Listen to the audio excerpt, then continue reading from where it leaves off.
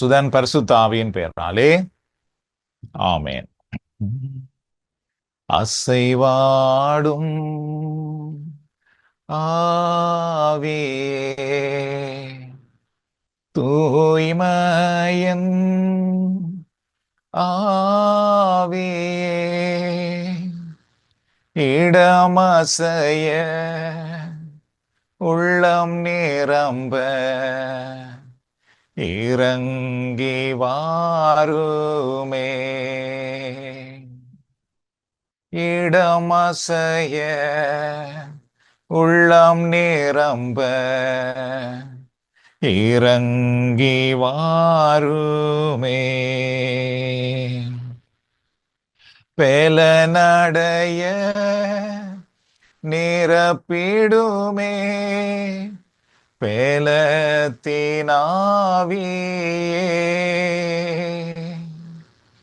கனமடைய ஊற்றிடுமே ஞானத்தினாவியே.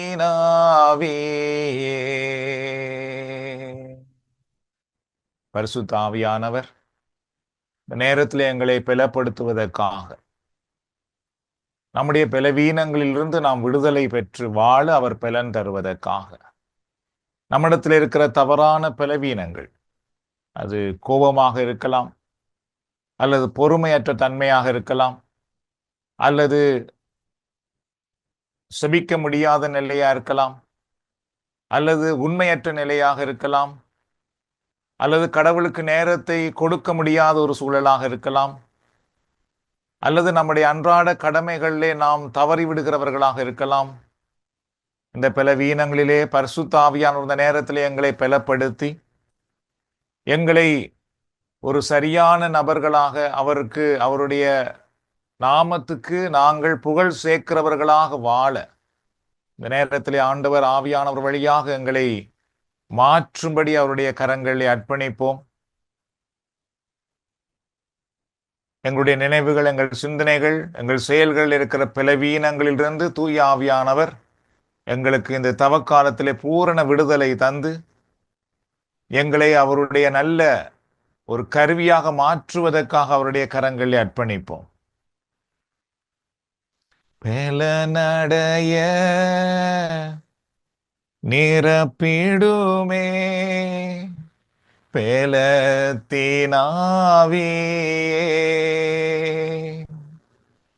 கனமடைய ஊற்றிடுமே ஞானத்தினாவியே,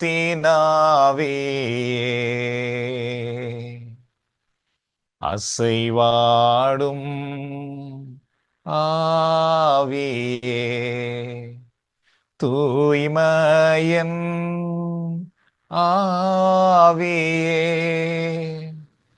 இடமசைய உள்ளம் நிரம்ப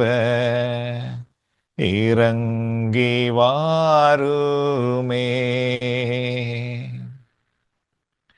தேற்றிடுமே உள்ளங்களை இயேசுவின் நாமத்தினால், ஆற்றிடுமே காயங்களை அபிஷேக தைலத்தினார். ஆண்டவர் இயேசுவின் பாடுகளை நினைவு கூறுகின்ற நாம் உண்மையாகவே இந்த நாட்களில் கிறிஸ்து வழியாக நமக்கு கொடுக்கப்பட்ட அந்த சுகத்தை, உடல் சுகத்தை, உள்ள சுகத்தை பெற்று வாழ அவரை நாம் நம்புவோம். அவருடைய பாடுகளை நாம் பார்க்கும் பொழுது, தியானிக்கும் பொழுது, இயேசு எங்களுக்காக அடிக்கப்பட்டார், காயப்பட்டார், பாடுகள் பட்டார், காரி துப்பப்பட்டார், முள்முடி சூடப்பட்டார் என்பதோடு மட்டும் நின்று விடாமல், அவருடைய தழும்புகளால் நாங்கள் குணமடைகின்றோம் என்று சொல்லப்பட்டிருப்பதனாலே எங்களுடைய உடலில் இருக்கிற நோய்கள், மாற்ற முடியாத நோய்கள், இன்னும் எங்களுக்கு தெரியாமலேயே மறைந்திருக்கின்ற நோய்கள், நம்முடைய உள்ளத்தில் இருக்கிற நோய்கள், கவலைகள், பாரங்கள், நம்முடைய குடும்பத்தில் இருக்கிற பிரச்சனைகள், இருளின் வல்லமைகள், ஆண்டவருக்கு பிரியமில்லாத நிலைகள், இவைகள் எல்லாவற்றிலும் ஆண்டவராக இயேசு கிறிஸ்துவின் சிலுவை வல்லமை இறங்கி எங்கள் வாழ்க்கையிலே, எங்கள் குடும்பத்திலே ஒரு நல்ல புது வாழ்வு பிறக்க வேண்டும் என்று அவருடைய திருக்கரங்களை அர்ப்பணிப்போம். அசைவாடும் ஆவியே, தூய்மையன் ஆவியே, இடமசைய உள்ளம் நிரம்ப இறங்கி வாருமே, இடமசைய உள்ளம் நிரம்ப இறங்கி வாருமே. அன்பின் ஆண்டவரே, இதோ இதில் இணைந்திருக்கின்ற ஒவ்வொருவரையும் நீர் காண்கிறீர்.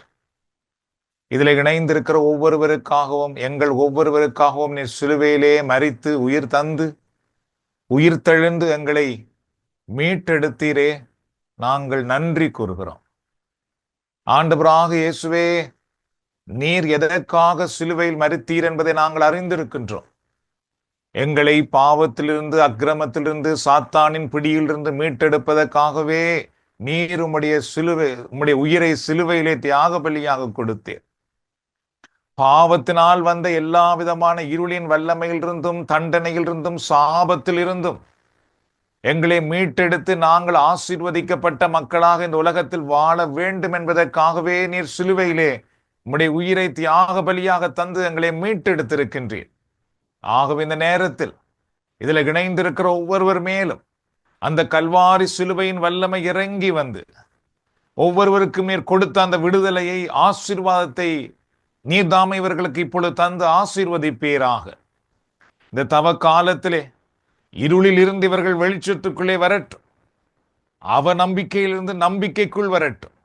பிசாசின் கட்டுக்கள் இருந்து விடுதலையாகி சாத்தானை வெல்லுகிறவர்களாக, சாத்தானை விரட்டுகிறவர்களாக நீர் மாற்றுவீராக. இருளின் வல்லமையிலும், உலக ஞானத்திலும், உலக அறிவிலும் தங்கள் வீட்டை, தங்களுடைய குடும்பத்தை, தங்களுடைய எதிர்காலத்தை கட்டி எழுப்பாமல் உம்முடைய வார்த்தையிலே, உம்முடைய சித்தத்திலே தங்கள் வாழ்வை, தங்கள் குடும்பத்தை கட்டி எழுப்புகிற தாயாக, தந்தையாக இந்த நேரத்திலே இதில் இணைந்திருக்கிற ஒவ்வொருவரையும் உம்முடைய தூய ஆவியின் வல்லமையினால் நீர் அபிஷேகம் பண்ணுவீராக. அன்றைக்கு கல்லறையில நீர் அடைக்கப்பட்டிருக்கிறீர் என்று பார்க்க வந்த பெண்களுக்கு கல்லறையிலே அவர் இல்லை, மரித்தவர்களிடத்தில் அவரை தேடாதீர்கள் என்று கூறப்பட்டது போல, இதோ இதில் இணைந்திருக்கிற ஒவ்வொருவரும் நீர் இப்பொழுது உயிரோடு இருக்கிறீர் என்ற அந்த வல்லமையை, அந்த விடுதலையை, அந்த ஆசீர்வாதத்தை காணும்படி ஆண்டவருடைய கரம் இந்த நேரத்தில் இவர்களை ஆசீர்வதிப்பதாக. இவர்களுக்குள் உம்முடைய பரலோக வல்லமை இப்பொழுது இறங்கி வருவதாக. உயிர்த்த கிறிஸ்துவின் மக்களாக இவர்களை ஆண்டவரே நீர் மாற்றுவீராக. ஆண்டவரே, இவருடைய குடும்பத்திலே, இவர்களுடைய நண்பர்கள் மத்தியிலே, இவருடைய உறவுகள் மத்தியிலே, இவர்கள் செல்லும் இடமெல்லாம் இவர்கள் வழியாக உயிர்த்த கிறிஸ்துவின் வல்லமை வெளிப்படுவதாக. பரலோக வல்லமை வெளிப்படுவதாக. மக்கள் பாவத்திலிருந்து, இருளில் இருந்து இவர்கள் வழியாக மீட்படைவார்களாக. இயேசுவின் நாமத்தில் ஜெபிக்கிறோம், உம்முடைய அருக்கரங்களில் அர்ப்பணிக்கிறோம் எங்கள் நல்ல தந்தையே. ஆமேன். பிதா, சுதன், பரிசுத்த ஆவியின் பெயராலே ஆமேன். நாம் இன்றைக்கு இந்த முதல் தியானத்திலே பார்த்தீர்கள் என்றால், விடுதலையின் மூலம் நிறைவான வாழ்க்கை என்ற விடயத்தை நாம் இன்றைக்கு பார்க்க போகிறோம். முதலாவது நாம் ஒன்றை அறிந்து கொள்ள வேண்டும். தவக்காலம் என்றால் என்ன? நம்மில் பலருக்கு தெரியாமல் இருக்கிற ஒரு விடயம் இதுதான். தவக்காலம் என்பது ஆண்டவர் இயேசுவினுடைய பாடுகளை மட்டும் சிந்தித்துக் கொண்டிருக்கிற ஒரு காலம் அல்ல. தவக்காலம் என்பது நாம் விடுதலை பெற்றுக் கொள்ளுகிற ஒரு காலம். நம்முடைய வாழ்க்கையிலே விடுதலையை நாம் அனுபவிக்கின்ற, விடுதலைக்குள் வருகின்ற ஒரு காலம்தான் உண்மையான தவக்காலம். ஆனால் இது நிறைய பேருக்கு தெரியாமலேயே மறைக்கப்பட்டிருக்கிறது. அவர்கள் என்ன நினைக்கிறார்கள் என்றால், தவக்காலம் என்றால் நாங்கள் துக்கமாகவே இருக்க வேண்டும், அவருடைய ஆண்டவருடைய பாடுகளை மட்டும் சிந்தித்துக் கொண்டு இருக்க வேண்டும். ஓகே. ஆகவே இந்த தவக்காலம் என்பது பார்த்தீர்கள் என்றால், ஒரு உண்மையான தவக்காலம் என்பது விடுதலையின் நாட்கள். அதாவது ஒரு ஒரு ஒரு நம்முடைய வாழ்க்கையிலே நாம் விடுதலைக்குள் வருகின்ற, விடுதலையை அனுபவிக்கின்ற ஒரு காலம்தான் தவக்காலம். அப்ப நாம் அந்த விடுதலையை அனுபவிக்கும் பொழுது பார்த்தீர்கள் என்றால், அதுக்கு இந்த அந்த கிறிஸ்து மரித்தார் என்பதை காட்டிலும் கிறிஸ்து உயிர்த்தார் என்பதுதான் நம்முடைய வாழ்க்கையிலே தோன்றுகின்ற ஒரு நல்ல படிப்பினையாக, செய்தியாக மாறுகிறது. ஆகவே விடுதலையின் மூலம் நிறைவான வாழ்வு என்ற தலைப்பில் நாங்கள் பார்க்கும் பொழுது பார்த்தீர்கள் என்றால், புனித சிலுவை ஜோவான் என்று சொல்லப்படுகிற ஒரு புனிதர், அவர் என்ன கூறினார் என்றால், எதிலும் பற்று கொள்ளாமல் இருப்பதே உண்மையான சுதந்திரம் அப்படி என்று கூறினார். சரியோ? எதிலும் பற்று கொள்ளாமல் இருப்பதே உண்மையான சுதந்திரம். அப்படின்னா என்ன அர்த்தம் என்றால், நம்முடைய பற்று, நம்முடைய விருப்பம், நம்முடைய ஆசை, நம்முடைய நோக்கு, இவைகள் எல்லாம் உலகத்தின் மேல் இல்லாமல் இறைவன் மேல் இருக்கின்ற ஒரு ஒரு நிலைதான் இங்கு சொல்லப்படுகிறது. அதாவது எதிலும் எங்களுக்கு பற்று இல்லாமல் கடவுள் மேலேதான் உண்மையான பற்று இருக்கின்ற ஒரு நிலை. மற்றதெல்லாம் இரண்டாவதாக, கடவுளுக்கு அடுத்ததாக தோன்றுகின்ற ஒரு நிலை. இந்த நிலை உருவாகுவதுதான் உண்மையான தவக்காலமாகும். சரியோ? நாங்கள் எங்களுடைய பாவங்களுக்காக மனம் திரும்பி கிறிஸ்துவுக்குள் நாம் வரும் பொழுது என்ன உண்டாகிறது என்றால், நம்முடைய வாழ்க்கையிலே கிறிஸ்து முதன்மை அடைய ஆரம்பித்து விடுகின்றார். அதுக்கு பின்பு பார்த்தீர்கள் என்றால், இதுவரைக்கும் கிறிஸ்து இருக்கிற இடத்திலே இருந்த உலக பிரகாரமான ஆசைகள், எண்ணங்கள், சிந்தனைகள் எல்லாமே அதுக்கு பின்னாக மாற ஆரம்பித்து விடுகிறது. உலகம் கிறிஸ்து எங்களுக்கு பின்னாக வர ஆரம்பித்து விடுகிறது. கிறிஸ்து நமக்கு முதலாவது வர ஆரம்பித்து விடுகின்றார். சோ இந்த ஒரு நிலை உருவாகுவதுதான் உண்மையான ஒரு தவக்காலமாகும். 40 நாட்கள் நாங்கள் மனம் வருந்தி விட்டு, 40 நாட்கள் நாங்கள் சில ஒருத்தல்கள் செய்துவிட்டு, அதற்கு பின்பு திரும்பவும் நாம் நம்முடைய பழைய வாழ்க்கைக்கு நாம் வருகிறோம் என்றால், அது சரியான ஒரு தவக்காலம் அல்ல. அது நம்மை நாம் ஏமாற்றி கொள்ளுகின்ற ஒரு நிலையாகும். அதை கடவுள் எங்கேயும் சொல்லவில்லை, அதை கடவுள் விரும்பவும் இல்லை. ஆகவே நாம் இந்த தவக்காலத்திலே சரியான விழிப்புணர்வு பெற்று நம்முடைய வாழ்வை நாம் கடவுளுக்குள் கொண்டு வருவது மிக முக்கியமான ஒன்றாக இருக்கின்றது. அடுத்தது நாம் பார்த்தோம் என்றால், யோவான் 10ஆம் அதிகாரத்திலே 10வது இறைவார்த்தை. இது எல்லாருக்கும் தெரிந்த ஒரு வார்த்தை தான். பாருங்கள், யோவான் 10:10. திருடுவதற்கும் கொல்லுவதற்கும் அழிப்பதற்கும் அன்றி திருடர் வேறெதற்கும் வருவதில்லை. ஆனால் நான் ஆடுகள் வாழ்வை பெறும் பொருட்டு, அதுவும் நிறைவாய் பெறும் பொருட்டு வந்துள்ளேன் அப்படின்னு இயேசு சொல்லுவார். இதிலிருந்து நாம் சில 2 முக்கியமான விடயத்தை நாம் அறிந்து கொள்ளுகின்றோம். என்னென்று பார்த்தீர்கள் என்றால், ஒன்று நம்மை எதிர்த்து நிற்கிற சக்தி, அதாவது நம்முடைய வாழ்க்கையிலே அழிவை, தீமையை கொண்டு வருகிற ஒன்று, அதான் அலகை. 2வது, இயேசு என்ன சொல்லுகிறார் என்றால், நான் நிறை வாழ்வை கொண்டு வருகிறேன் என்று சொல்லுகிறார். 2 விடயத்தை இதிலே நாம் பார்க்கிறோம். ஒன்று நம்முடைய வாழ்க்கையில் வருகின்ற அழிவு, 2வது அது அலகையினால் வருகின்ற அழிவு, 2வது கிறிஸ்துவினால் நமக்கு வருகின்ற வாழ்வு. சரியோ? இந்த விடயத்தை ஆண்டவர் இயேசு கூறினார். அப்ப அலகை இந்த உலகத்திலே எதற்காக வந்தான் என்றால், நம்மை திருடுவதற்கும் அழிப்பதற்கும் வந்தான். சரி, அதுதான் பாவம், அதான் தீமை. ஓகே, அதை தான் ஆண்டவர் இயேசு சிலுவையிலே பாடுகளாக சுமந்தார். ஓகே, அதுக்கு பின்பு இயேசு என்ன சொல்லுகிறார் பாருங்கள், நான் இந்த உலகத்திற்கு எதற்காக வந்தேன் என்பதை சொல்லுகிறார். எதற்காக வந்தேன் என்றால், ஆடுகள் வாழ்வை பெறும் பொருட்டு. சரியோ? அதுவும் நிறைவாக பெறும் பொருட்டு. அதுக்குள்ளே ஆழமான கருத்துண்டு. சும்மா வெறும் வாழ்வல்ல. சரியோ? மனம் திரும்புவது மட்டுமல்ல, ஒரு சும்மா உள்ளத்துல ஏற்படுகிற ஒரு சமாதானம் மட்டுமல்ல, நிறைவான வாழ்வு தர நான் வந்திருக்கிறேன் அப்படி என்று இயேசு சொன்னார். இப்ப நிறை வாழ்வு என்றால் அப்ப என்ன? அது இப்போ ஒரு குடும்பத்திலே ஒரு திருமணம் நடக்கிறது. திருமணம் நடந்தென்றால் திருமணம் ஆன உடனே அவர்கள் குடும்ப வாழ்வை ஆரம்பித்து விட்டார்கள். அது நிறை வாழ்வா? இல்லை. அதுக்கு பின்பு அவர்களுக்கு இல்லம் வேண்டும், அவர்களுடைய வாழ்க்கை தேவைகள் சந்திக்கப்பட வேண்டும், ஒருவர் ஒருவரை புரிந்து கொள்ள வேண்டும், ஒருவருடைய நேசமாக இருக்க வேண்டும், அவர்களுக்கு பணம் வேண்டும், பொருள் வேண்டும், உடலிலே நல்ல சுகம் வேண்டும், அவர்களுக்கு அன்பு வேண்டும், எல்லாமே வேண்டும். அதுதான் நிறைவான ஒரு வாழ்வு. சரியோ? இவைகள் ஒன்றும் இல்லாமலேயே ஒரு குடும்பம் நாங்கள் வாழுகிறோம் என்று சொல்லலாம். அது நிறைவாழ்வு அல்ல. நிறைவாழ்வு என்றால் சகலதும் பெற்று நிம்மதியாக, மகிழ்ச்சியாக, நிறைவாக வாழ்கிற வாழ்வு தான் நிறைவாழ்வு.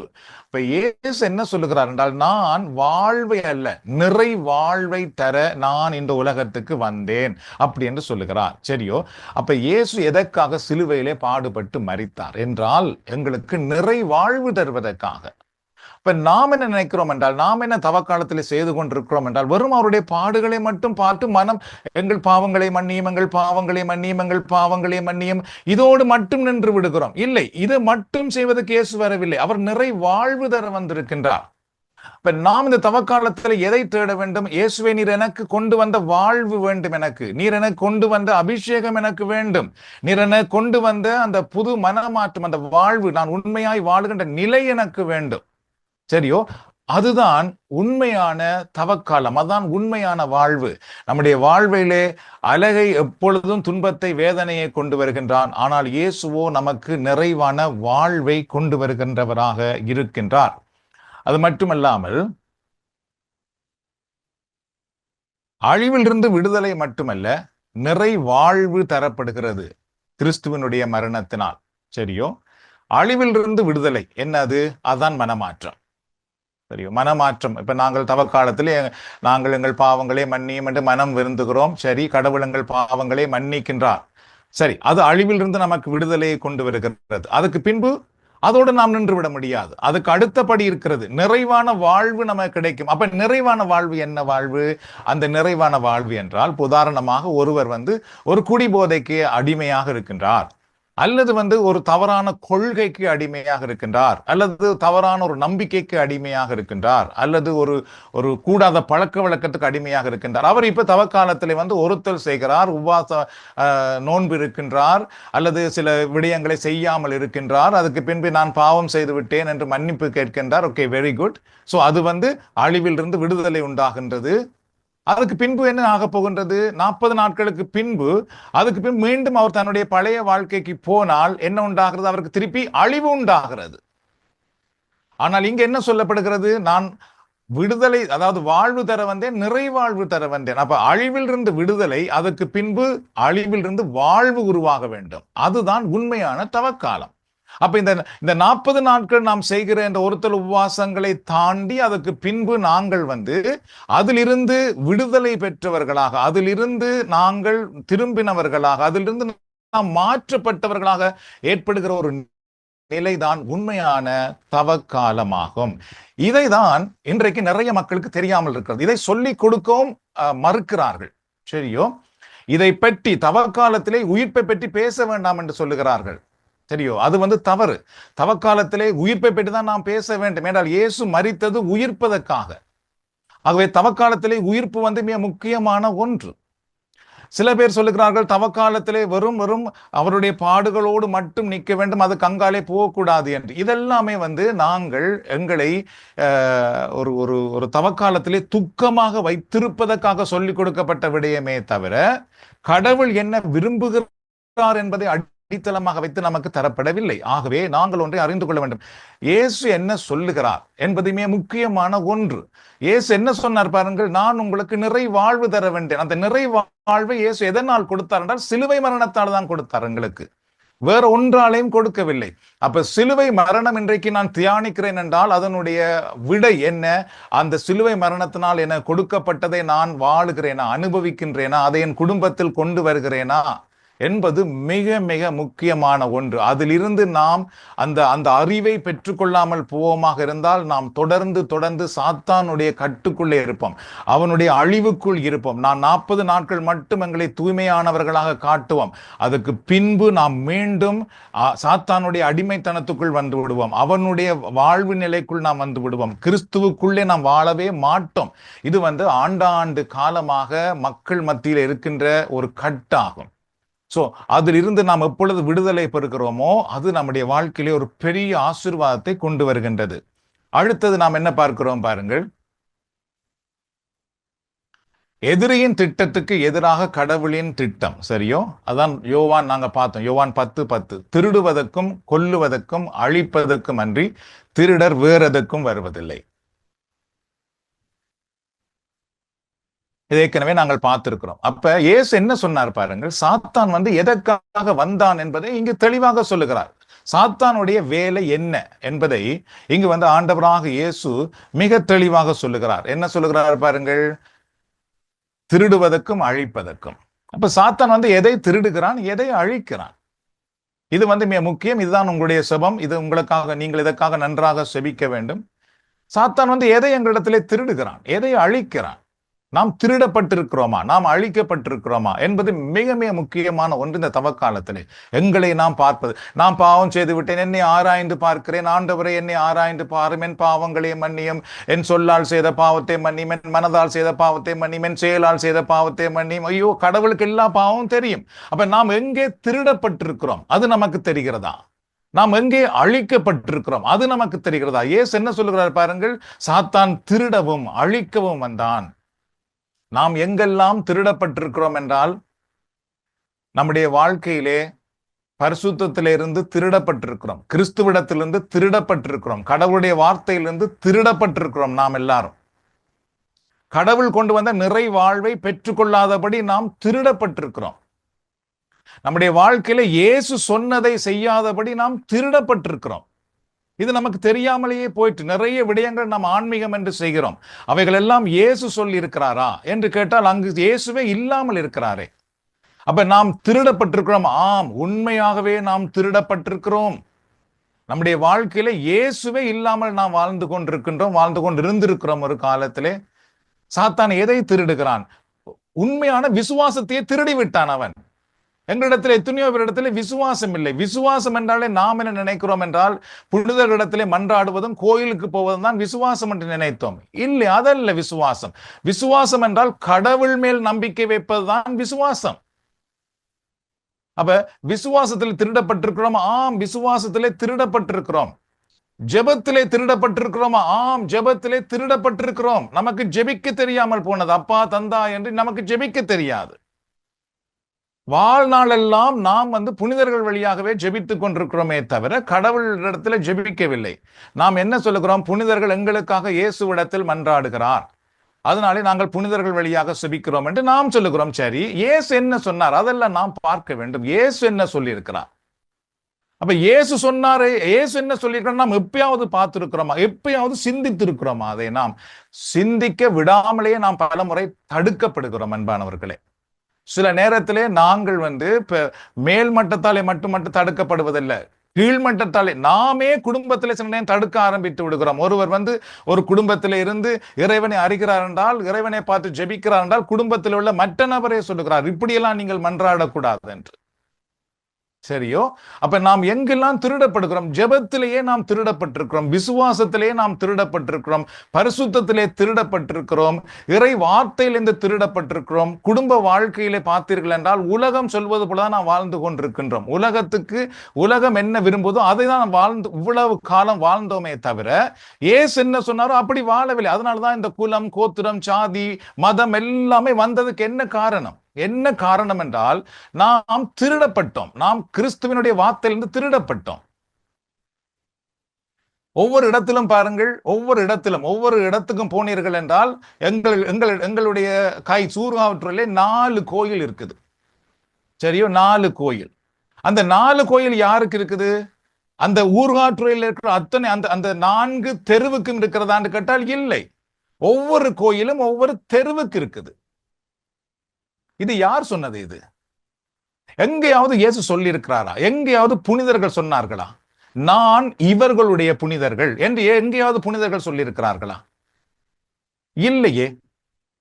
அப்ப நாம் எப்படி நாம் அதை வாழ்ந்து கொண்டிருக்கிறோம்? ஏன் அதுக்கு நாம் எப்படி நாம் அதற்குள்ளேயே இருந்திருக்கிறோம், அந்த கட்டுக்குள்ளே என்றால் நாம் திருடப்பட்டோம். அன்பானவர்களே, திருடப்பட்டிருக்கிறோம். நாம் இதையெல்லாம் இந்த திருட்டு தன்மைக்குள்ள இருந்து கொண்டு நாம் எல்லாம் பக்தர்கள் என்று காட்டிக் கொண்டிருக்கிறோம் இந்த உலகத்துக்கு.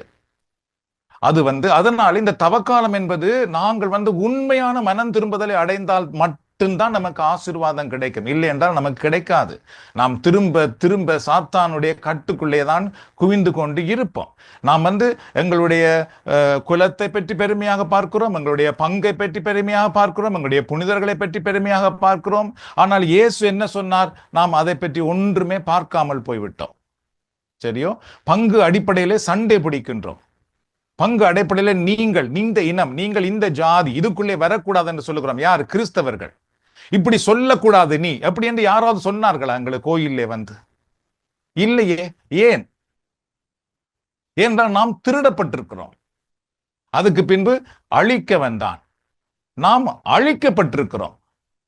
கிறிஸ்து இல்லாமலேயே பார்த்துக்கொண்டால் நம்முடைய வாழ்க்கை பல துன்பங்களால், வேதனையினால், கஷ்டங்களினால், பாவ பழக்கங்களினால், அடிமைத்தனங்களினால் அழிக்கப்பட்டிருக்கிறது. நாம் எல்லாரும் இன்றைக்கு இதிலே நிறைய சான்று பார்க்கிறோம். கடவுள் என் வாழ்க்கையை மாற்றினார், என்னை இந்த தீமையான பழக்கத்திலிருந்து மாற்றி இருக்கிறார், தீமையான எண்ணங்களிலிருந்து மாற்றி இருக்கிறார். யார் சொல்லுகிறோம்? ஒரு கொஞ்சம் பேர், ஒரு குறிப்பிட்ட மக்கள் இந்த சான்று சொல்லுகிறோம். யாரு மாற்றினாராம்? இயேசு மாற்றினாராம். அப்ப இயேசுக்கு ஒரு குறிப்பிட்ட மக்களையா மாற்றினார்? இல்லையே. இந்த உலகத்திலே யாரெல்லாம் இயேசுவை நம்புகிறார்களோ அவர்கள் எல்லாரும் அப்படித்தான் இருக்க வேண்டும். ஆனால் அப்படி இருக்கவில்லையே, அப்படி இருக்க விடவில்லையே. என்றால் நாம் அழிக்கப்பட்டிருக்கிறோம். இது சாத்தான் அழித்தான் அப்படி என்று சொல்லக்கூடாது. சாத்தானால் ஆளப்படுகிறவர்களால் நாம் அழிக்கப்படுகிறோம் என்றுதான் நாம் சொல்ல வேண்டும். அதனாலதான் அப்போஸ்தலர்கள் கிறிஸ்துவை ஏற்றுக்கொண்டு அவர்கள் பெந்தெக்கோஸ்து நாளில் அபிஷேகம் பண்ணப்பட்ட பொழுது அவர்கள் சொன்னார்கள், நாங்கள் மனிதர்களுக்கு அல்ல, கடவுளுக்கு தான் பயப்படுவோம், கடவுளுக்கு தான் கீழ்ப்படிவோம் என்று சொன்னார்கள். சரியோ? அவர்கள் உயிர் போனாலும் சரி, நாங்கள் கிறிஸ்துவையே மையப்படுத்துவோம் என்று சொன்னார்கள். அதனாலே நாம் எங்கு திருடப்படுகிறோம், எங்கு அழிக்கப்படுகிறோம் என்பதை உணர்கிறதோடு இயேசு எதற்காக என்ன தருகிறார் என்பதையும் நாம் பார்க்க வேண்டும். இப்ப சாத்தான் அழிக்கிறான், திருடுகிறான். இயேசுவோ நமக்கு நிறைவான வாழ்வு தர வந்தார். அப்ப இந்த தவக்காலத்திலே யாரெல்லாம் திருடப்பட்டிருக்கிறார்களோ, அழிக்கப்பட்டிருக்கிறார்களோ, அவர்கள் எல்லாரும் நிறை வாழ்வை பெற வேண்டும் என்பதுதான் கடவுளுடைய விருப்பம். என்று அதுக்காகத்தான் இயேசு அதுக்காகத்தான் ரத்தம் சிந்தினார், அதுக்காகத்தான் காரி துப்பப்பட்டார், அடிக்கப்பட்டார், நொறுக்கப்பட்டார். அவருக்கு உருவம் இல்லாமல் இருந்ததாம் அவர் சிலுவையில் இருக்கும் பொழுது. என்றால் அப்படி சதையெல்லாம் அடிக்கப்பட்டு அவர் உருவமற்றவராக இருந்தார். அவரை பார்க்க முடியாத ஒரு நிலையாக இருந்ததாம். அதெல்லாம் ஏன் வந்தது? ஏன் அப்படி நடக்க வேண்டும்? எப்பயாவது நாம் சிந்தித்து பார்த்திருக்கிறோமா? அதை பற்றி நமக்கு வேதாகமத்தில் ஏதாவது அறிவு இருக்குதா? இல்லை. நமக்கு ஏன் தெரியுமா? அது இயேசு ஏன் அவ்வாறு பார்க்கவே குருவம் இல்லாத அளவு ஒரு சதையாக ஒரு அழிக்கப்பட்டவராக இருந்தார்? ஏன் தெரியுமா? ஏனென்றால் சாத்தானால் அழிக்கப்பட்டிருக்கிறவர்கள், சாத்தானால் திருடப்பட்டிருக்கிறவர்கள் அந்த நிலையில தான் இருக்கிறார்கள். அவர்கள் வாழ்வு பெற வேண்டும் என்பதற்காகவே அது ஒரு சின்னமாக, அடையாளமாக காட்டப்பட்டது. அவர் உருவமற்றவராக இருந்தார். இயேசுவை நாங்கள் எல்லாரும் சிலுவையிலே வைத்திருக்கும் பொழுது அவருக்கு நாங்கள் இடுப்பிலே ஒரு துண்டு கட்டி வைத்திருக்கிறோம். ஆனால் சிலுவையில இயேசு நிர்வாணமாக இருந்தார். அப்படிதான் இருக்குது. சரியோ? அதை பற்றி நாம் ஏதாவது சிந்தித்து இருக்கிறோமா? அதை பற்றி நமக்கு ஏதாவது தெரியுமா? இல்லை. ஏன் இயேசு நிர்வாணமாக இருந்தார்? ஏனென்றால் அன்றைக்கு ஆதாம் ஏவாள் கடவுளுடைய கட்டளை, அதாவது கடவுளை அவர்கள் விட்டு விலகிய பொழுது, அல்லது கடவுளுடைய சார்பில் சாத்தானுடைய பக்கம் போகும் பொழுது அவர்கள் நிர்வாணியானார்கள். என்றால் என்ன அர்த்தம் என்றால், உடல் ஆடை இல்லாமல் போனார்கள் மட்டுமல்ல, கடவுளால் கொடுக்கப்பட்ட அத்தனை கொடைகளையும் அவர்கள் இழந்து நின்றார்கள். அதான் அதனுடைய அர்த்தம். அப்ப இயேசு நிர்வாணமாக அந்த நிலைக்கு வந்தார். ஏனென்றால் கடவுளுடைய கொடைகளை, அருளை இழந்த அத்தனை பேரும் மீண்டும் கடவுளுடைய அருளோடும் வல்லமையோடும் வாழ வேண்டும் என்பதற்காக. அதனால உயிர்த்த இயேசுவை நாங்கள் இயேசு உயிர்த்தென்று பரலோகம் போகும் பொழுது நிர்வாணியாக போனார் என்று திருமறையில இல்லை. அப்படி போகவில்லை. அவர் ஆடையோடு தான் போனார். அதுபோல நாங்களும் பார்த்தீர்கள் என்றால், இந்த அழிவிலிருந்து, இந்த திருட்டுத்தனத்திலிருந்து வெளியிலே வரும் பொழுது ஆண்டவர் எங்களை நிறைவுள்ளவர்களாக மாற்றுவார், நிறை வாழ்வு தருகிறவராக மாற்றுகிறார். நாம் நிர்வாணிகளாக இருக்க மாட்டோம். நாம் கடவுளுடைய வல்லமை பொருந்தியவர்களாக, கடவுளுடைய குணாதிசயங்கள் உள்ளவர்களாக நாங்கள் மாற்றப்படுகிறோம். அது மட்டுமல்லாமல் நிறை வாழ்வு என்பது நம்முடைய வாழ்வின் எல்லா சூழ்நிலையிலும் நாங்கள் சமாதானத்தோடு, சந்தோஷத்தோடு இருக்கின்ற ஒரு உன்னதமான வாழ்வாகும். அடுத்தது,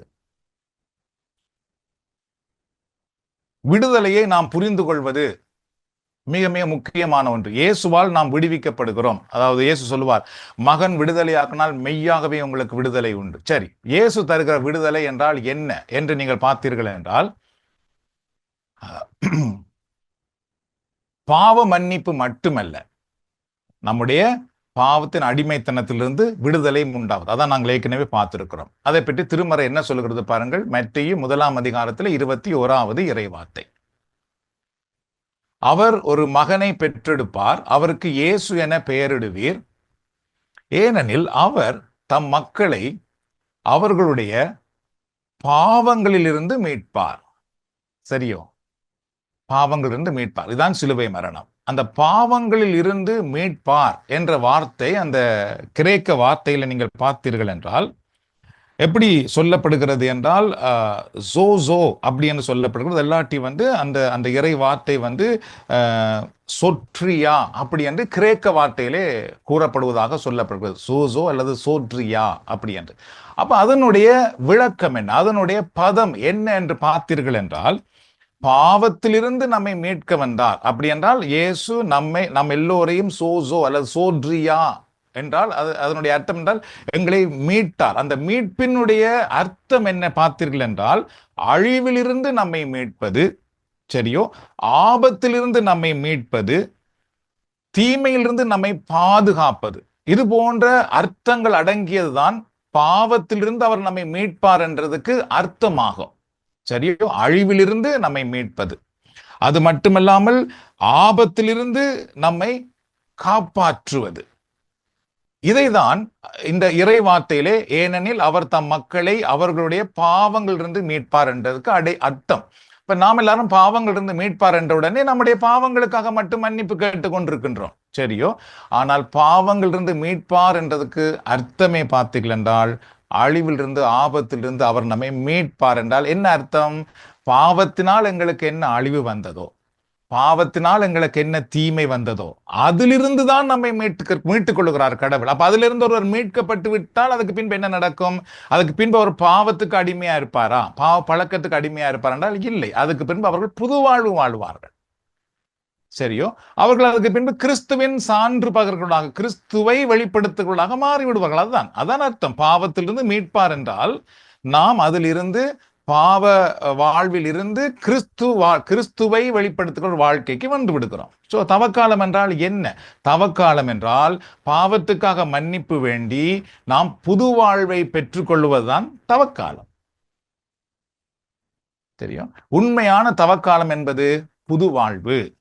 சரியோ, இதுதான் உண்மை. அடுத்தது நாம் என்ன பார்க்கிறோம் என்றால், விடுதலை எதை காட்டுகிறது என்றால் முழுமையை காட்டுகிறது.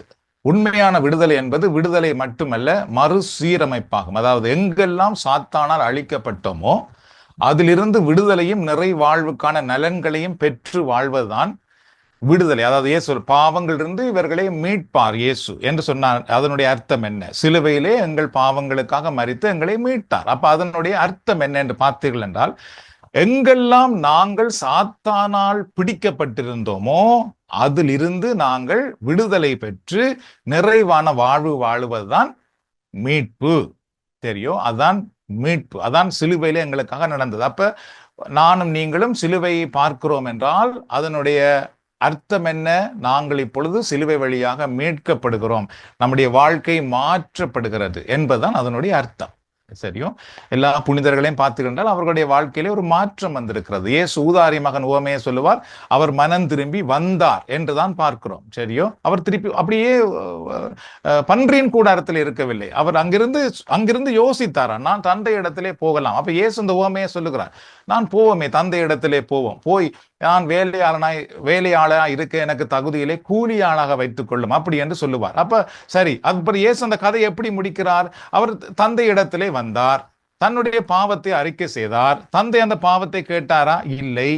அவர் வந்து கொண்டிருக்கும் பொழுதே தந்தை ஓடி போய் முத்தம் செய்வாராம். அதுக்கு பின் தந்தை என்ன செய்தாராம் பாருங்கள். தந்தை அவருக்கு மோதிரம் அணிவித்தார், ஆடை அணிவித்தார், பாதரட்சி அணிவித்தார் தானே இயேசு சொன்னார் அந்த உவமை. அது ஒரு பாவி மனம் திரும்பும் பொழுது நடக்கிற சம்பவத்தை சொல்லப்பட்டிருக்கிறது. அப்ப நாமெல்லாம் 40 நாட்கள் நம்முடைய பாவங்களுக்காக மனம் வருந்துகிறோம். அப்ப நமக்கு நடக்க வேண்டிய சம்பவம் என்ன?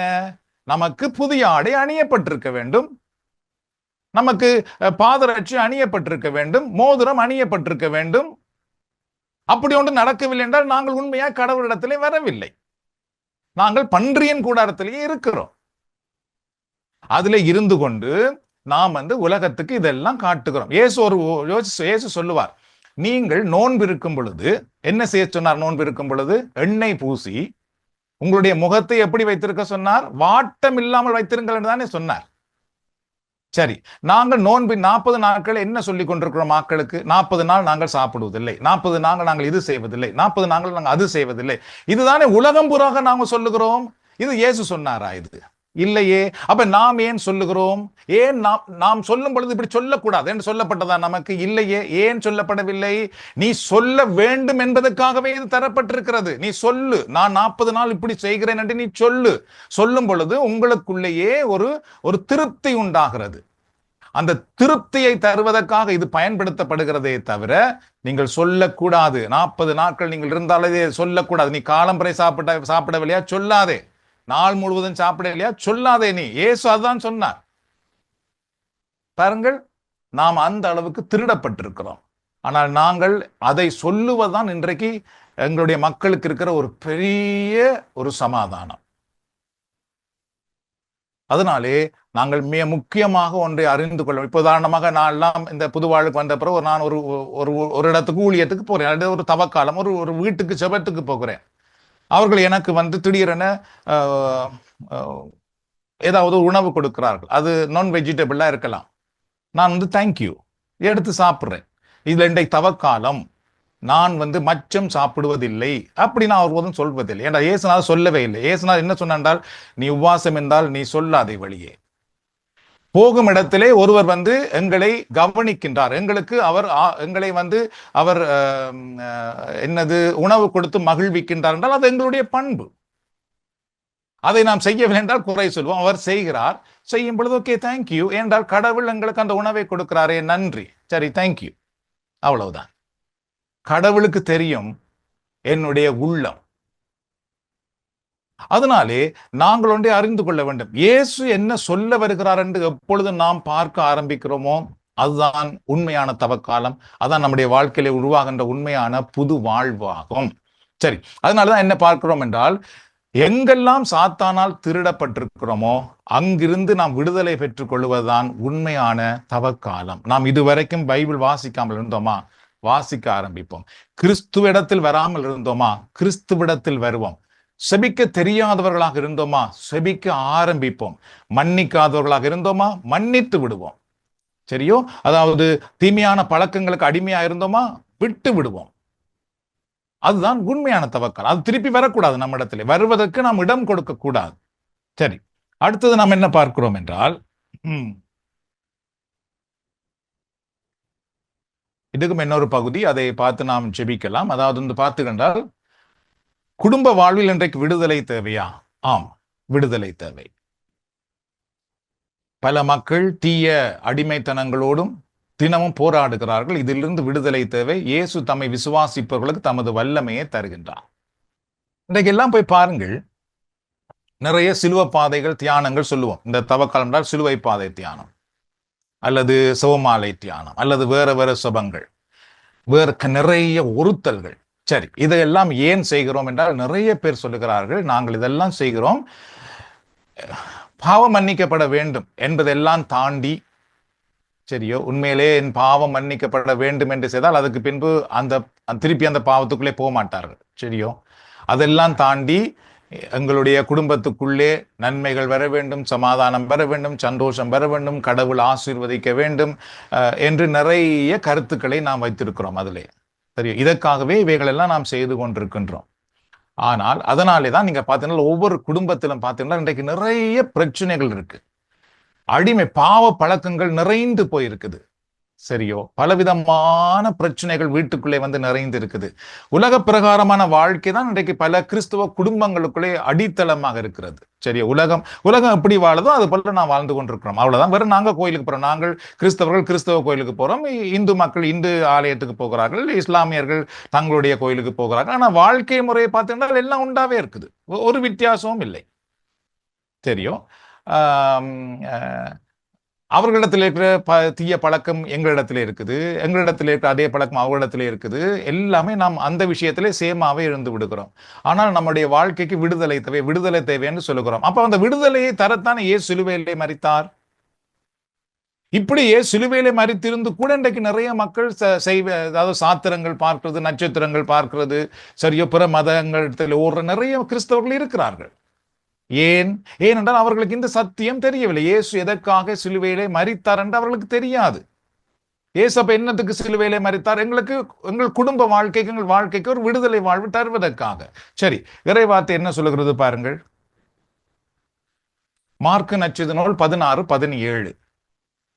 நம்பிக்கை கொண்டோர், சரியோ, நம்பிக்கை கொண்டார் என்றால் யாரை? இயேசுவை நம்பினோர், சரியோ, நம்பிக்கை கொண்டோர் பின்வரும் அருமடையாளங்களை செய்வர். அவர்கள் என் பெயரால் பேய்களை ஓட்டுவர், புதிய மொழிகளை பேசுவர், நாம் அடிமைத்தனத்திலிருந்து விடுதலை பெற்று மக்களை விடுதலைக்குள் வாழ வைப்பவர்களாக வாழ வேண்டும் அப்படின்ற அதுல கீழே போட்டிருக்கிறேன். சரி, அவர்கள் என்ன செய்வார்களாம்? அவர்கள் அருமடையாளங்களை செய்வார்கள், என் பெயரால் பேய்களை ஓட்டுவார்கள், புதிய மொழிகளை பேசுவார்கள் என்று இயேசு சொன்னார். யாருக்கு இதை சொன்னார் பாருங்கள்? யாருக்கு சொன்னாராம்? நம்பிக்கை கொண்டவருக்கு தானே இதை சொன்னார். யாராவது ஒரு இது ஊழியக்காரர்களுக்கு சொல்லி இருக்கிறாரா? இது இல்லையே. இது வெறும் குருக்களுக்கு அப்படின்னு சொல்லப்பட்டிருக்கா? பிஷப்புக்கு அப்படின்னு சொல்லப்பட்டிருக்கா? இல்லை, நம்பிக்கை கொண்டோருக்கு. That's it. இயேசுவை யாரெல்லாம் நம்புகிறார்களோ அவர்கள் பார்த்தீர்கள் என்றால் கடவுளுடைய வல்லமை கொண்டவர்களாக மாறுவார்கள். இதுதான் இயேசு சொன்னார். நானும் நீங்களும் உண்மையாக மனம் திரும்பும் பொழுது நமக்குள்ள என்ன வருகிறது? கடவுளுடைய வல்லமை வருகிறது. கடவுளுடைய வல்லமை வரும் பொழுது என்ன உண்டாகிறது? நாம் கிறிஸ்துவின் பெயரால் பேய்களை ஓட்டுகிறோம், நோய்களை குணமாக்குகிறோம், கட்டுண்டோர்களை விடுதலை ஆக்குகிறோம். உங்களுக்கு தெரியுமா, நீங்கள் செபிக்கும் பொழுது எத்தனையோ பேருக்கு ஆறுதல் வருதல்லவா, அமைதி வருகிறதல்லவா? நீங்கள் இப்பொழுது செபிக்கும் பொழுது. முன்பு உங்களுக்கு செபிக்க தெரியுமா? செபிக்க தெரியாது. இப்பொழுது நீங்கள் செபிக்கும் பொழுது உங்களுடைய செபத்தை கேட்டவர்கள் உண்மையாகவே எங்களுக்கு ஒரு நல்ல ஆறுதலா இருந்தேன்னு சொல்லுகிறார்கள் அல்லவா?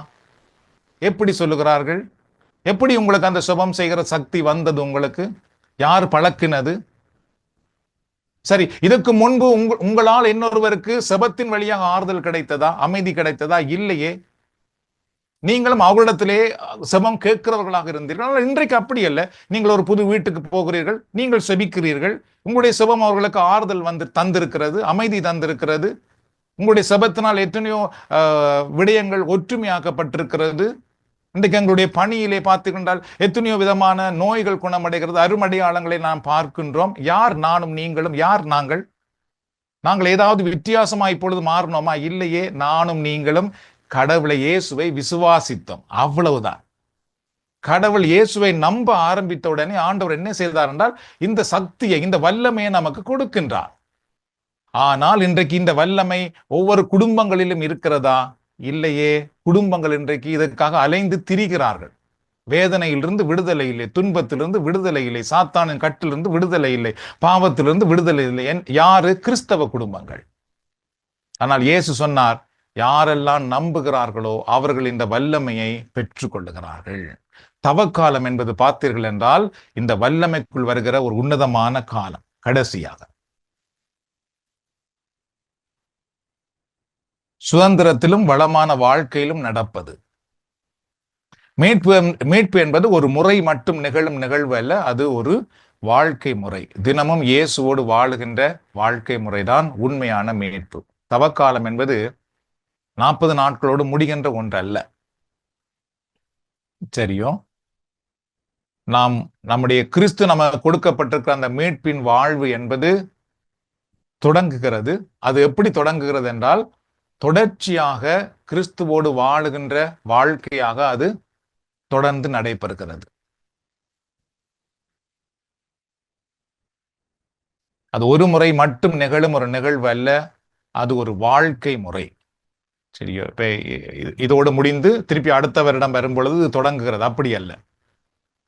கிறிஸ்துவோடு வாழுகின்ற வாழ்க்கை அப்படியே தொடர்ச்சியாக இருக்கின்ற ஒரு வாழ்க்கை. அப்போ ஒரு தவக்காலத்திலே ஒருவர் 2025ஆம் ஆண்டு தவக்காலத்திலே ஒருவர் உண்மையாகவே மனம் திரும்பி அவர் இயேசுவுக்கு தன்னை அர்ப்பணிப்பாராக இருந்தால் 2026வது தவக்காலம் அவருக்கு துன்பத்தை காட்டுகிற தவக்காலமாக இருக்காது. உயிர்த்த கிறிஸ்துவை வெளிப்படுத்துகிற தவக்காலமாக இருக்கும். சரியோ? ஆகவே நம்முடைய வாழ்க்கை என்பது கடவுளுக்குள் வாழுகிற வாழ்க்கை ஒரு முறையோடு முடிகின்ற ஒன்றல்ல, தொடர்ச்சியாக நடைபெறுகின்ற ஒன்று. தொடர்ந்து நாம் கிறிஸ்துவுக்குள்ளே புது வாழ்வு வாழுகின்ற ஒரு வாழ்க்கை தான் தவக்காலத்திலே ஆரம்பமாகின்ற உன்னதமான ஒரு வாழ்க்கை. ஆகவே நாம் அதற்காக தான் நாம் இப்பொழுது செபிக்க போகின்றோம். யாக்கோபு 4:7. யாக்கோபு 4:7 பாருங்கள். எனவே கடவுளுக்கு பணிந்து வாழுங்கள், அலகையை எதிர்த்து நில்லுங்கள், அப்பொழுது அது உங்களிடமிருந்து ஓடி போகும். நம்மால் அலகை எதிர்த்து நிற்க முடிந்ததா? இல்லை. அலகை கண்டு பயந்தோம். சரியோ? அதை எதிர்த்து நமக்கு செபிக்க தெரியாமல் போனது. பயந்தோம் நாம். ஏனென்றால் நாம் கடவுளிடத்தில் இல்லாமல் இருந்தோம், அழிக்கப்பட்டிருந்தோம், திருடப்பட்டிருந்தோம். யாக்கோபு சொல்லுகிறார், கிறிஸ்தவர்களுக்கு கடவுளுக்கு பணிந்து வாழுங்கள். ஒன்று, முதலாவது நீ கடவுளுக்கே பணி, வேறு யாருக்கும் இல்லை, இறைவனுக்கு பணிந்து வாழ். அலகை எதிர்த்து நில், நீ எதிர்த்து நிற்க வேண்டும். அப்பொழுது அவன் உங்களிடம் என்று ஓடி விடுவான். அப்படின்னா என்ன அர்த்தம்? அலகையினால் நம்ம கொண்டு வந்த எல்லா தீமையிலிருந்தும் பாவ பழக்கத்திலிருந்தும் நமக்கு விடுதலை கிடைத்து விடும், எதிர்த்து நிற்கும் பொழுது. இப்ப இயேசு சிலுவையிலே மரித்து நமக்கு என்ன செய்தார்? பாவ மன்னிப்பு தந்துவிட்டு அவருடைய பரிசுத்த ஆவியானவரை நமக்கு கொடுத்தார். ஏன்? அலகையை எதிர்த்து நிற்பதற்காக. திருப்ப திருப்ப நாம் அலகைக்குள்ளே நிற்பதற்காக அல்ல. நாம் மனம் திரும்பி விட்டு பரிசுத்தாவின் வல்லமை இல்லாமல் போனோம் என்றால் நாம் அலகைக்குள்ளேயே திருப்பி வந்து விடுவோம். இல்லை, நீ மனம் திரும்பின உடனே நான் உனக்கு பரிசுத்தாவின் வல்லமையை தருவேன். அப்பொழுது நீ அவனை எதிர்த்து நிற்பாய். அவனால் கொண்டு வர தீமைகள், பலவீனங்கள், பாவங்களை நீ எதிர்த்து நிற்பாய். அப்ப அவன் உன்னிடத்துல திரும்பி வராமல் ஓடி விடுவான். அப்ப நீ புது வாழ்வு உன்னால் வாழ முடியும். நீ புது வாழ்வு வாழ வேண்டும் என்றால் உனக்கு ஒரு வல்லமை வேண்டும், அதை நான் உனக்கு கொடுக்கிறேன் என்று இயேசு சொன்னார். அதனாலே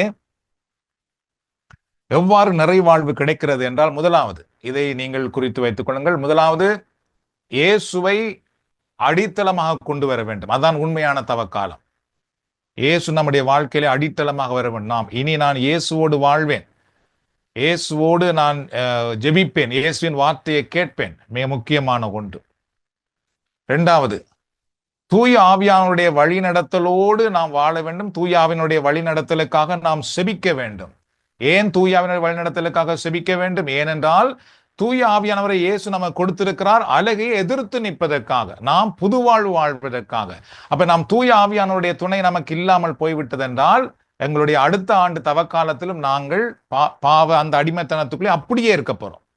நமக்கு ஒரு மாற்றமும் வராது. மூன்றாவது, விடுதலைக்காக நாம் செபிக்க வேண்டும். நம்முடைய வாழ்க்கையிலே எங்கெங்கெல்லாம் கட்டுக்கள் இருக்கிறதோ, துன்பம் வேதனைகள் இருக்கிறதோ, அதை நீங்குவதற்காக நாம் செபிக்க வேண்டும். என்றால் இயேசு உனக்கு நான் நிறைவாழ்வு தருவேன் என்று சொல்லி இருக்கின்றார். அந்த நிறைவாழ்வுக்காக நாங்கள் செபிக்க வேண்டும். நான்காவதாக, இறை வார்த்தையிலே நாங்கள் வாழ அழைக்கப்பட்டிருக்கின்றோம். அதான் உண்மையான தவக்காலம். நாங்கள் இறை வார்த்தையிலே எங்கள் வாழ்க்கையை வாழ்வது. ஆக இந்த தவக்காலத்திலே நாங்கள் எடுக்கின்ற 4 முக்கியமான முடிவுகள் என்ன என்றால், இந்த 4 முடிவு, இது நாங்கள் தவக்காலத்தில் எடுக்க வேண்டிய முடிவு. ஏற்கனவே நாங்கள் பலர் இந்த முடிவை எடுத்திருக்கிறோம். அல்லது யாராவது புதிதாக இதை பார்த்து கொண்டால், அல்லது நாங்கள் இதை இணையதளத்திலே போடும் பொழுது யாராவது நீங்கள் புதிதாக பார்த்தால், இந்த தவக்காலத்தில் நீங்கள் எடுக்க வேண்டிய 4 முக்கியமான முடிவுகள். ஒன்று, இயேசுவை அடித்தளமாக கொண்டு வாருங்கள் உங்கள் வாழ்க்கையிலே.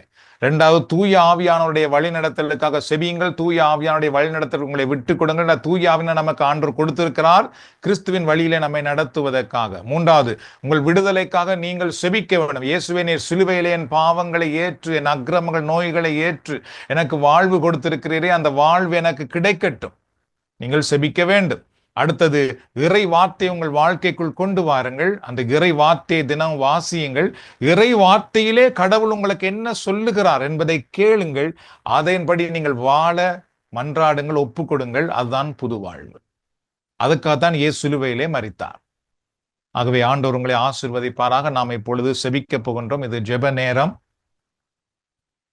நம்முடைய நேரம் இறைவனுடைய வார்த்தையை கேட்டிருக்கிறோம். இப்பொழுது நாம் உண்மையான விடுதலைக்காக ஜெபிக்க போகின்றோம்.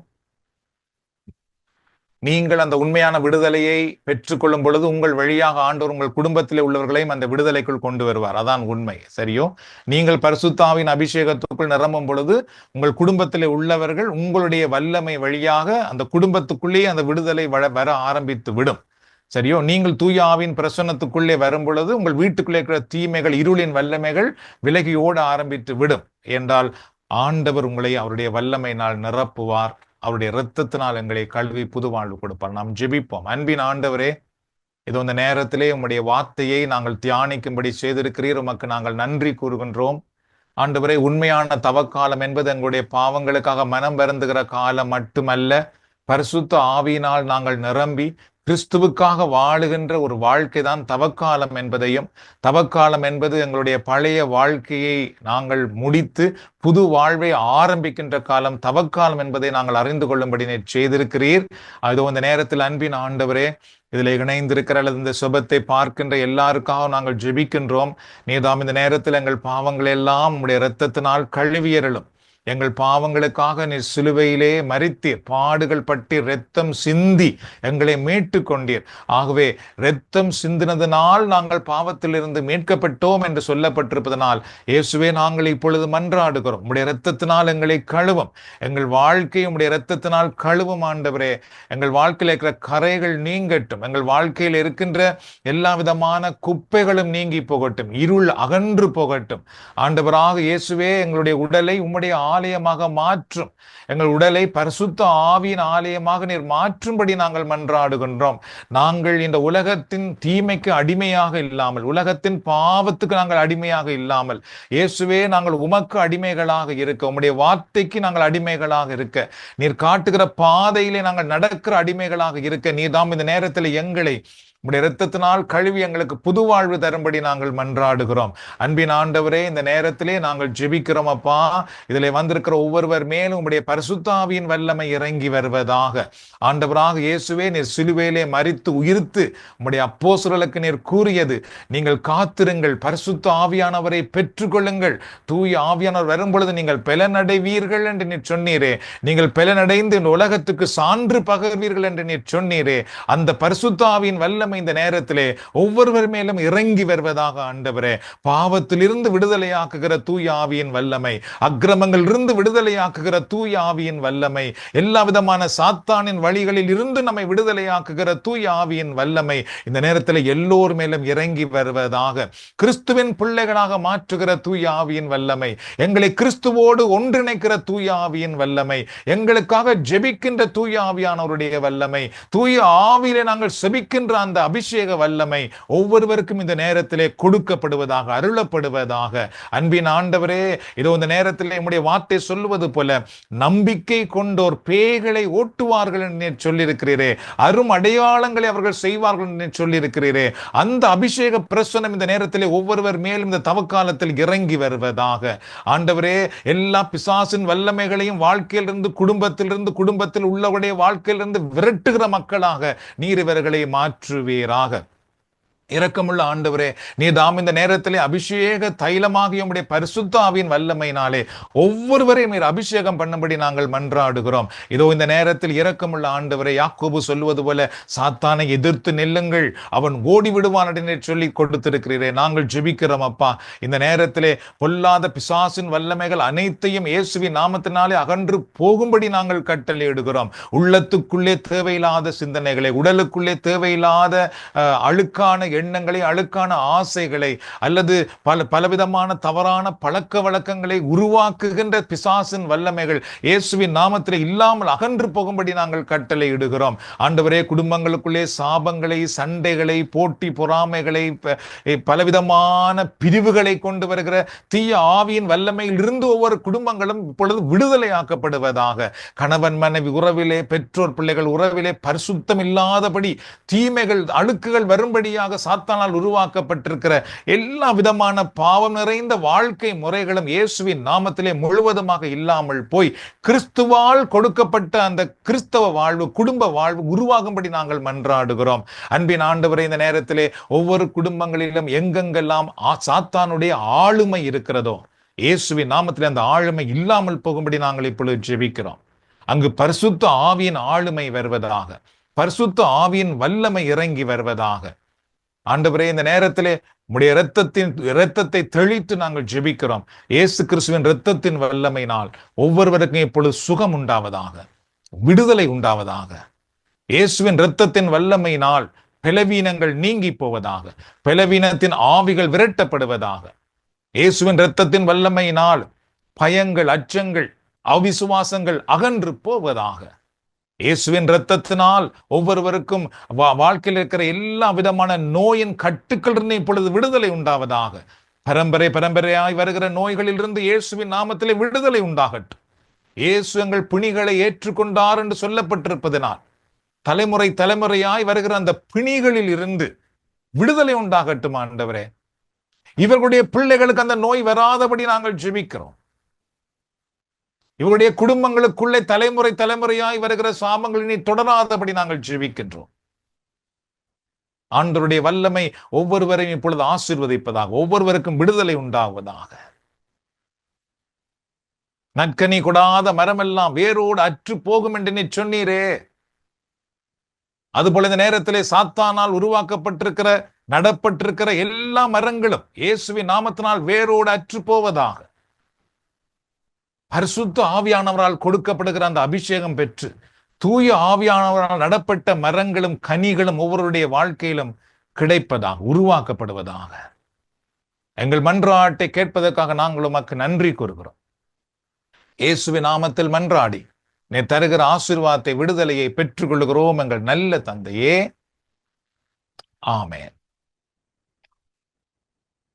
நம்ம எல்லாரும் இப்பொழுது ஆண்டவர் எங்களுக்கு தந்த விடுதலைக்காக, ஆண்டவர் எங்களை ஆசீர்வதித்திருப்பதற்காக, ஆண்டவர் நாமே இந்த நாளிலே எங்களை அவருடைய பிரசன்னத்தினால் ஆசீர்வதித்திருப்பதற்காக ஒரு தடவை ஆண்டவருக்கு நன்றி கூறுவோம். இந்த நேரத்திலே ஆண்டவரே, நீர்தாம் இந்த நேரத்தை எங்களுக்கு கொடுத்ததற்காக நன்றி, எங்களை ஆசீர்வதித்திருப்பதற்காக நன்றி, எங்களுக்கு விடுதலை தந்திருப்பதற்காக நன்றி, எங்கள் நோய்களை குணமாக்கி இருப்பதற்காக நன்றி, எங்களுடைய உடலில் இருந்த எல்லா விதமான தீமைகளும் இப்பொழுது வெளியே போயிருப்பதற்காக நன்றி, எங்களுடைய உடலை உம்முடைய ஆலயமாக இப்பொழுது மாற்றி இருப்பதற்காக நன்றி, எங்களுக்குள்ளே ஒளி வந்திருப்பதற்காக நன்றி கூறுகிறோம். எங்கள் குடும்பத்துக்குள்ளே உம்முடைய ஆசீர்வாதம் வந்திருப்பதற்காக நன்றி, எங்கள் குடும்பத்துக்குள்ளே ஆண்டவரின் விடுதலையை கொண்டு வந்திருப்பதற்காக நாங்கள் உமக்கு நன்றி கூறுகிறோம், நன்றி செலுத்துகிறோம்.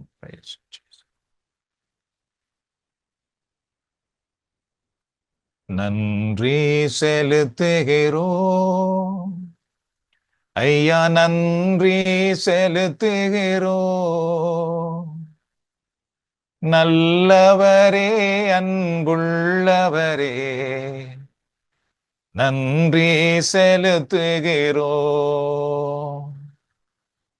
ஆராதிக்கின்றோம், உம்மை ஆராதிக்கின்றோம்.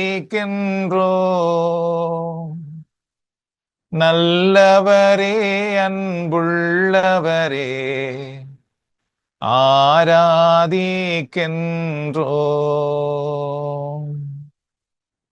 கடவுளுடைய நாம் ஒன்றே மகிமை அடைவதாக.